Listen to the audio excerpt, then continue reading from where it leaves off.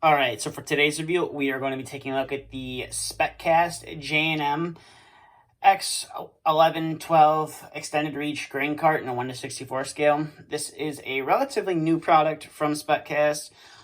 They have quite a large variety of these J&M grain carts available. They have 3 different variations you can buy, and then they have a bunch of different colors that you can buy.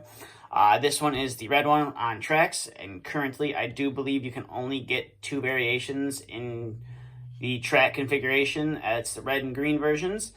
So without further ado, let's get straight into the review here. So as you can see, you have some nice undercarriage detail with your wheels and your rollers for the tracks as well are modeled very nicely. It's a little bit hard to see some of the bolt head detailing, but it is on there. The paint's a little bit thick, so it is kind of hard to see, but you have some bolt head details, which is nice.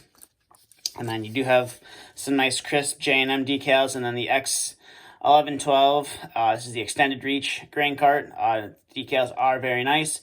You got some reflectors right there as well. And then you do have a plastic ladder to get up onto the grain cart. Now this is in the stowed away or stored position.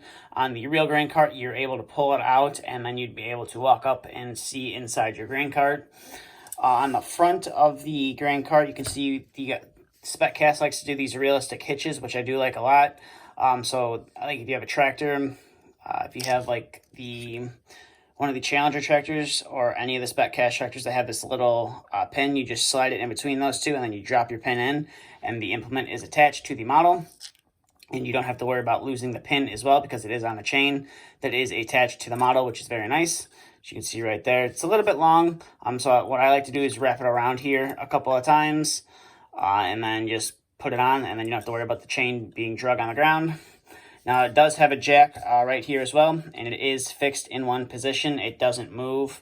It doesn't move up and down, or it doesn't swivel side to side to have it jacked up off the ground. And then you do have your PTO shaft modeled right there as well. And then coming to the front of the grain cart, you can see you got some nice J&M decals right there. You even have a little decal that tells you where to go to their website. You have J&M decal on the snout of the auger right there, and you have another decal right there. And then you have some more safety decals and stuff right there, and some nice reflectors. Now this little stopper here is pretty cool. So right now this grain cart is in the transport configuration, and that little stopper moves when you extend the auger. And then when you want to put the auger back for, let's say you're in a field configuration and you want to just have it posed in a field, we'll hold it in that position, and that's how it would be while you are working in the field. Before we fold that back up, you can see you have a simulated window right here that would show you how much grain is in your grain cart. If you didn't have a camera mounted in there, you could see it from the back view of your tractor that you're so desiring to pull this with. So we'll put that back down, and then we'll come to the back of the model. You can see you got the nice J&M decal on their website right there. You got a hand crank for your tarp, which they did kind of model the tarping system as a part of the rungs for the tarping system. It's all one big nice little plastic piece, which is nice. And then you can see you do have a nice window at the bottom right there. And then you have a little warning triangle right there as well. And then you have some simulated, assuming these are hazard lights for when you're going down the road. And some flashers and reflectors right there, modeled very nicely as well. And then coming over to this side of the cart, it's pretty much the same as the other side. You're just missing the ladder, and there's no crank down here.